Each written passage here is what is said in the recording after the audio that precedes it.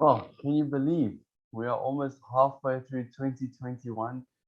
It's over a year since the pandemic, and importantly for investment markets, it's over a year since that terrible crash March last year. So we just wanted to just sort of pause and see where we are, how things have recovered, what has caused that recovery, what does that mean for financial markets, and particularly, obviously, what does that mean for our portfolios going forward. But before we get into that, just a quick video of the last month, some positive data there that I thought would be nice to share.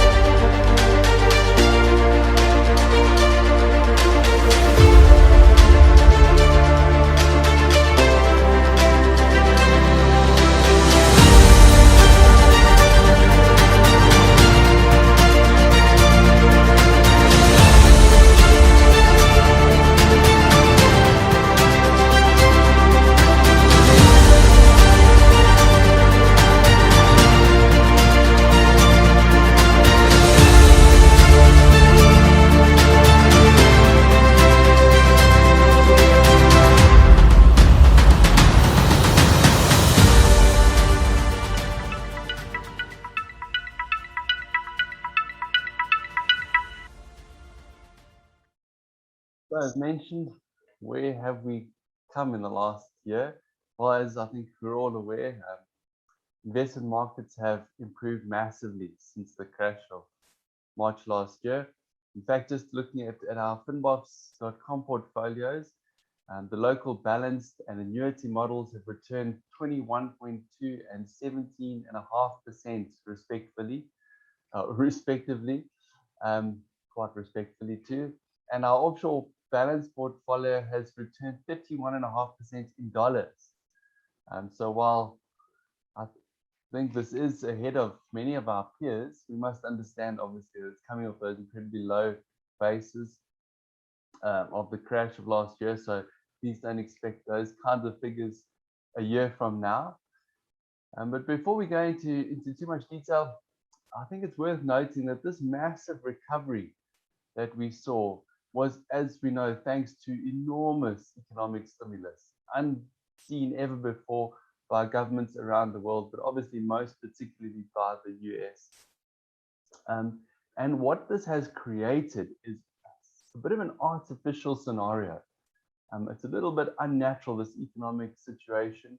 We now have particular stocks, mainly those tech stocks, those big growth stocks, Tesla, with massive valuations. They've really driven this recovery, and they are now valued way higher than their book value and then higher than a lot of the rest of the market.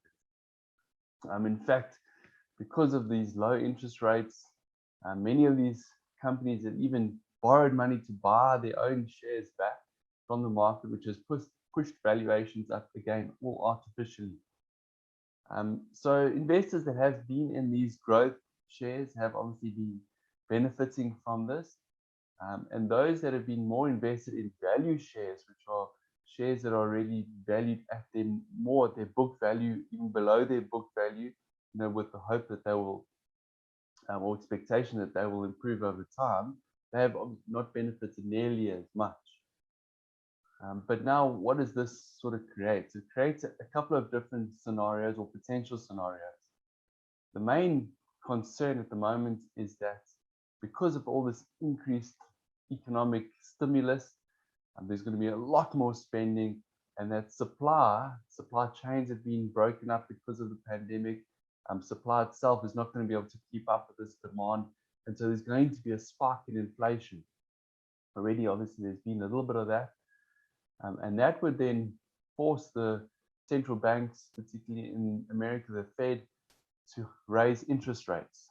And that could have a massive impact on all these companies that have benefited so much from these low interest rates, that have been borrowing money at this low interest rate, now owe so much money themselves. Even these growth shares where their valuation is based largely on their projected growth. Now, if that growth is discounted at a higher interest rate, it suddenly drops the value of those shares.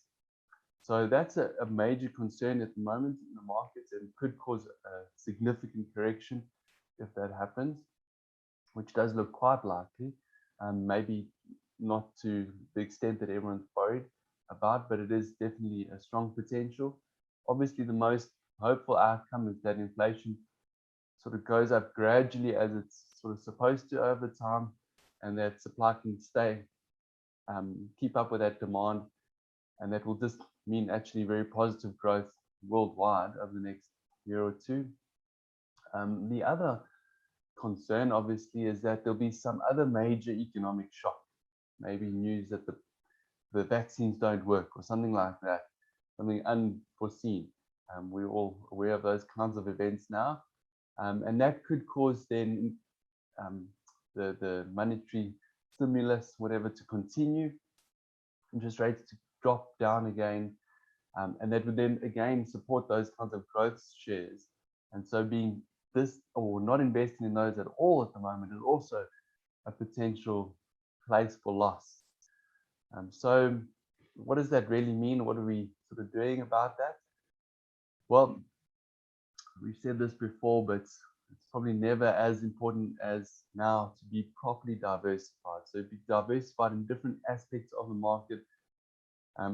Obviously with a lean towards more value-based shares because of the situation at the moment, and that if those interest rates do increase, those are the types of shares that would really benefit, that have missed out on a lot of this growth over time, but also not being completely void of those type of growth stocks that have been benefiting over the last little while.